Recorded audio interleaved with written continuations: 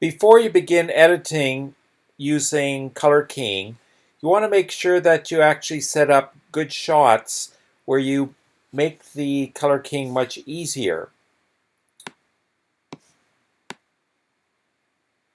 So for example, in here, you'll notice that it's very washed out. And what I had done is I had actually put some very bright lights on the green screen. And you'll see what happens is that it sort of made the background and the color of my skin roughly the same. And if I tried to color key this, I'll end up eliminating a lot of my skin within here. So you can see these two parts here both far too washed out. So make sure you do not light the green screen. You want it to be a darker, even color.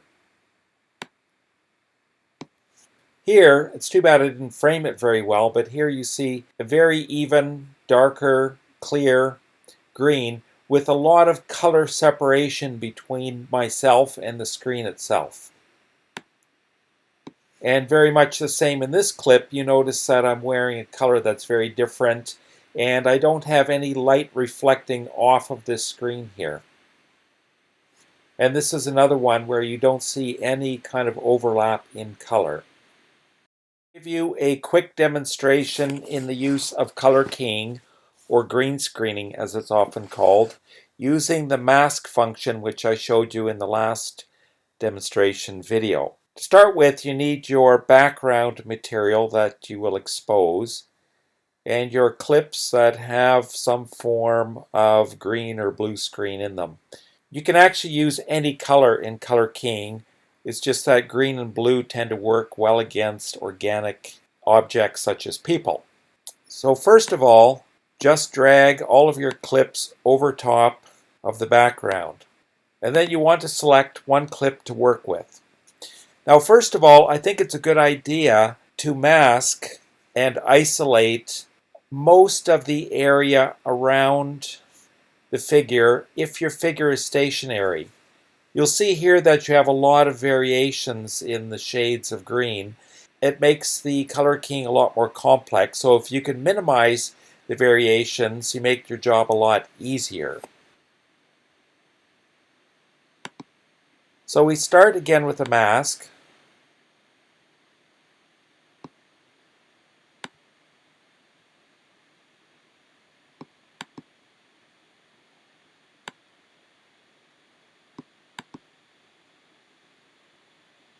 And we probably want to expand that a little bit outwards.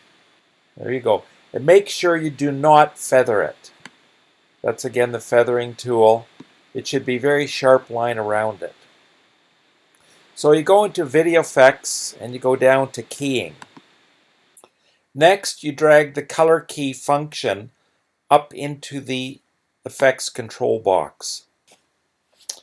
And right here you're going to find the eyedropper tool, which helps you select the correct color. So click on that and then click somewhere in this where you get kind of a mid-range, and you'll pick that color. Then open your color tolerance bar and drag it along until you can remove as much as you can without erasing any of the figure. At some point though, you'll see, for example, right here, the figure begins to disappear. So you want to back off just a little bit from that. And then close this color keying and open a new one. You can just do that by double clicking. And once again, take your eyedropper and click on a mid-range. And erase a little bit more.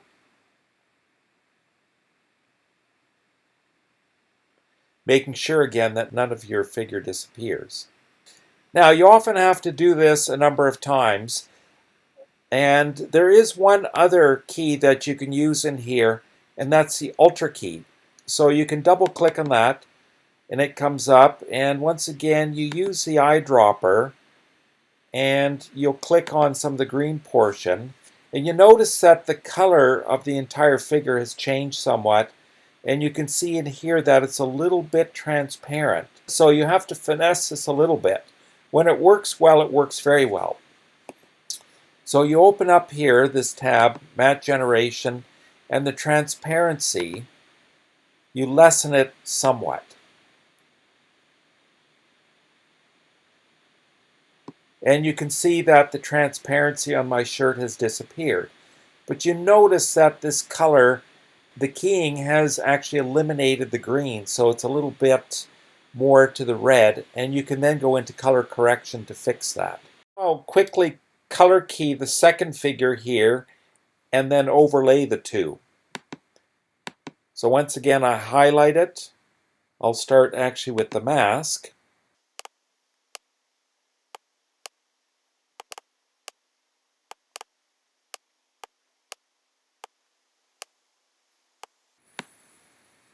I make it wide enough here just in case I have some hand movements. And then I close opacity and I will open one color key.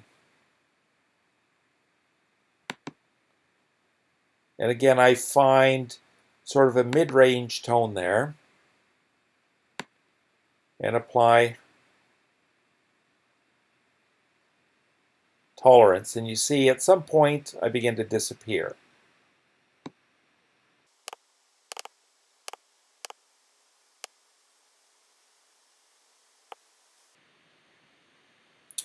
And now I'll use the Ultra key, see how that works.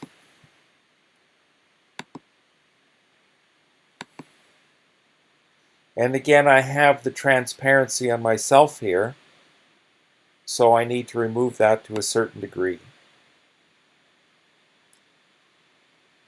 And once again, I've come out a little bit redder. So I could go into color correction and play a little bit with that, perhaps knock the saturation down. And I could play with the hue one way or the other. And I'm still a little bit transparent, so I have to make sure to still bring that down a little bit. There you go. So now what I'm going to do is just overlay these two, and I can have a conversation with myself. There you go. And you notice with the color correction I did in here, I've made it a little bit bluer than I have there. Now I will key out a much cleaner green, and you'll see how much easier it is. So I've highlighted this, and I will also mask it just to get rid of parts like this, and even where it's a little bit lighter.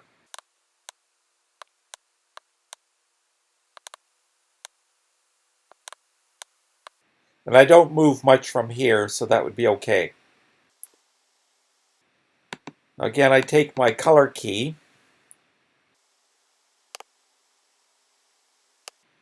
and I eliminate most of the green, and you can see just at some point my face starts to disappear. So I could probably Ultra key this out.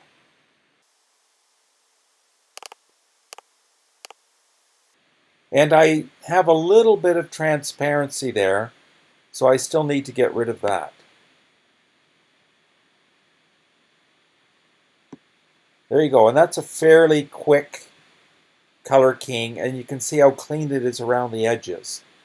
Now I'm going to take those bats again, and I'm just going to key them out. And of course, to do this, it's a good idea to really stretch these out.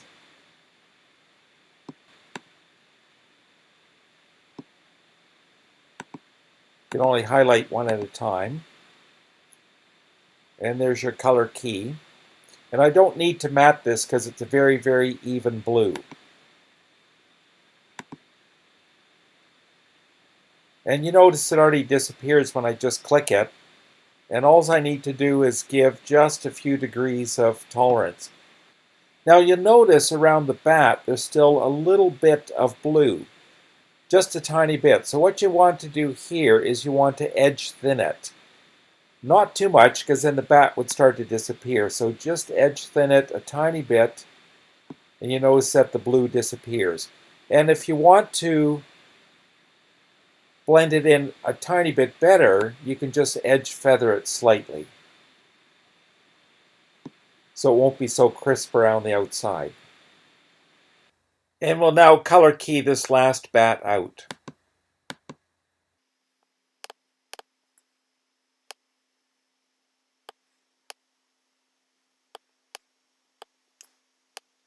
And there you go. Glasses, because I got a funny feeling that it might actually have